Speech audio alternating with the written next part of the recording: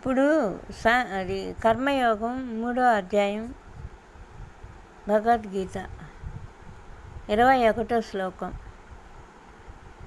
యజ్ఞాచరతి శ్రేష్ఠ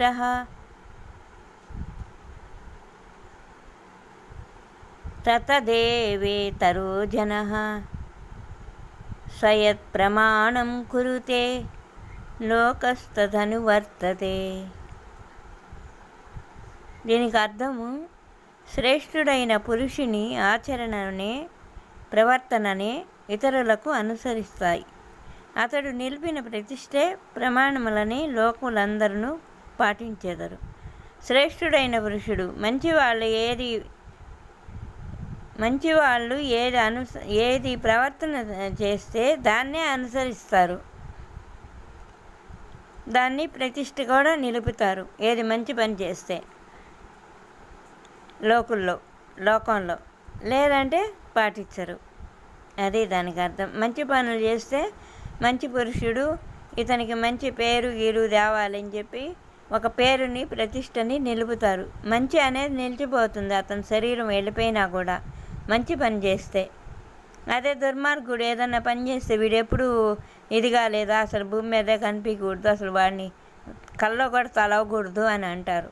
అదే మంచి వాళ్ళని ఏదైనా మంచి పనులు చేసిపోతే వాళ్ళని ప్రతిష్ఠితగా పేర్లు నిలబెడతారన్నమాట.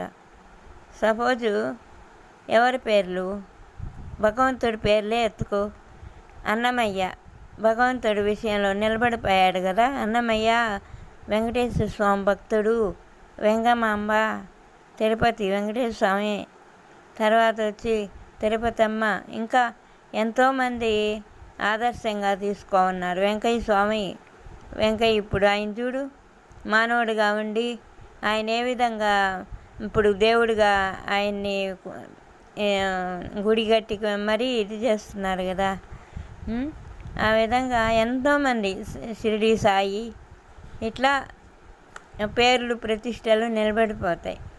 మానవులకి ఏంటంటే, మానవులు ఏదన్నా ఒక గుడి కట్టించారు, ఆయనకి శిలా పథకాలు పెడతారు, కొని ఇంకేదన్నా చేశారు, బావులు తవ్వారు, బావుల పైన వాళ్ళ పేర్లు వేస్తారు. అట్లా మంచి పనికి మంచి పేర్లు వస్తాయి, మంచి పేరు ప్రతిష్ట నిలబడిపోతుంది. అందుకే మంచి చేసి 4 రోజులు బతికినా మంచి చేయాలి, మంచి పేరు తెచ్చుకోవాలి. చనిపోయినా మంచి పేరు ఉండాలి.